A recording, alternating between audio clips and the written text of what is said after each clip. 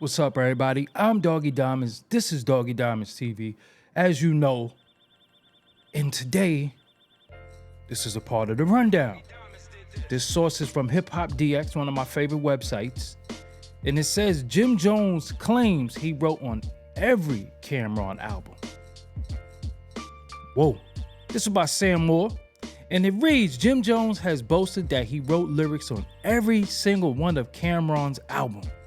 Sitting down on the chat on Way Up with Angela Yee, Jones said, I helped him write every one of his albums. Every one of his albums, from the first album to Come Home With Me.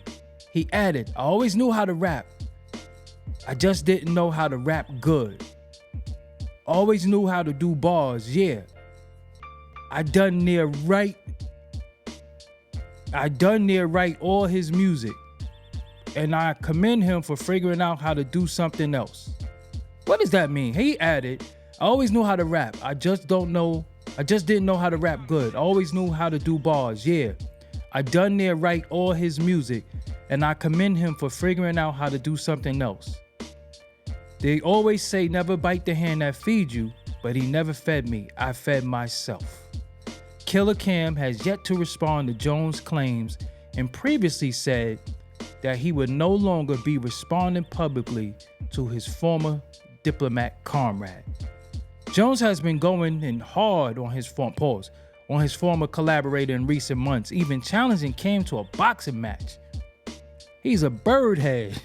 He don't want no smoke. I'll box his head off. Where the ring at? He said on the Breakfast Club. You getting money, right? 10 million right now? Today, N-word, I'll catch a flight wherever you at. You with Mayweather and him? 10 million, I'll meet you in any boxing ring. He added, now go make some joke about that on your next show. I'll box your head off. You know that, don't play with me. Now go type about that. Cam had previously gone on an explosive rant on It Is What It Is, dissecting his history with Jones. You're a guardian angel and designer, N-word. You from the Bronx, bro. You not from Harlem. I didn't grow up with you, my N-word. Cam'ron snap. Cam'ron later reminded Jim Jones that Mace taught him how to rap, playing several clips of the rapper admitting as such. We taught you how to rap, N-word. How you ran through the whole organization. How you made Diplomats, he said rhetorically. N-word. You made none of this. You were a fan. I put you down because you had a free crib and you was a nice guy. Yeah, I did a whole show about that. I kind of really didn't like that. I didn't understand this part right here though. He added, I always knew how to rap. I just didn't know how to rap good. I always knew how to do bars, yeah. I done there and write all his music. And I commend him for figuring out how to do something else. He trying to say he wrote all of Cam's music? Am I reading that right? He added, I always knew how to rap. I just didn't know how to rap good. Always knew how to do bars, yeah. I done there write all his music, and I commend him for figuring out how to do something else. They always say never bite the hand that feeds you, but you never fed me, I fed myself. So I'm kind of confused. Is he saying he wrote all his music? Maybe if y'all get a chance, I'm reading this, but maybe it was a different context he said this thing, because I know he didn't sit there and say he wrote all the Cam'ron music. I know he didn't say that. So this is just getting crazy. But Mano also explained his relationship with Jim Jones and how Cam'ron kind of got it twisted on what happened between him and Cam, and it goes like this. And Mano, you got into it too. Somehow your name came up. Oh, man. I was like, damn, yeah, they dragged my man Maine into it and all that. Like, they was wild on this shit. I ain't gonna lie. Hey, listen, the thing is this. What they say about you again? They talked about. So I knew this in the street because, again, you know, my political ties to everybody, but I knew Mano and Jim Jones at one point didn't like each other. And it was definitely over Mano's song Rumors. But Mano explains. And if y'all don't know what a reaction video is, please learn what a reaction video is. When me and him had our disagreements or whatever, right? When we didn't know each other and we ain't like each other, right? And I clarified that, and my whole thing was that his initial issue with me was over Cam. So Jim Jones, you know, riding for Cam, you know, he didn't like Mano. Mano came out on his bully, Brooklyn BS, he on it. And it caused a lot of rift in the city at one point. To begin with. Right? Okay. Because I came out with a lot of energy and I was saying what I wanted to say, right?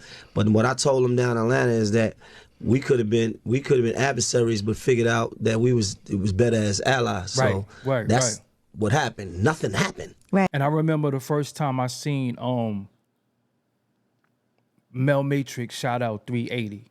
It's like, yo, shout out to 380. Because if y'all don't know who that is, that was somebody that Mano was in a partnership with at one point. He go by the name of 80 and BK. You know, he took he had a fatal situation. Well, not fatal, but he got paralyzed in a situation with police. And I remember when Mel shouted out 80, I was like, okay, they must be cool now, but continue. Right. Nothing never happened. I also think that's a good example for people. Yeah, 100%. That should be commended. Black men coming together, that should be saluted. But it ain't never gonna be saluted, because when you beefing, you too old to beef. When you squash beef, oh, y'all faking it. You be with whack and, you know, all this other stuff. So it's like really nothing you can do. But continue, Jim. Idiots like that are trying to change the narrative on what should be saluted. You know? Because they never been inside. They never been in situations like that. These way worse could have been. Like that should be saluted. That should be looked at as like that's something to do, because when you like as much as we talk about, I could name a million times. Yeah, nothing. Because which y'all don't know, Mano being from the Star and Melly and them being from the Star, that could have got really, really bad in Bad Star. Like it really could have got really, really bad. So them being cool saved a lot of horror stories from happening in Brooklyn. Jim Jones and Mano being cool. So they're serious.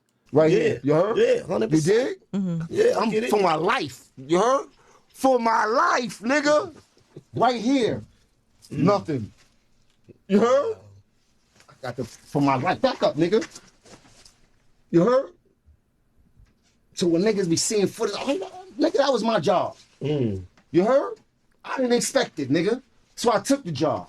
You understand what I'm saying? That was my job, nigga. I did that because that's what I needed to do to get the fuck out where I was at, nigga.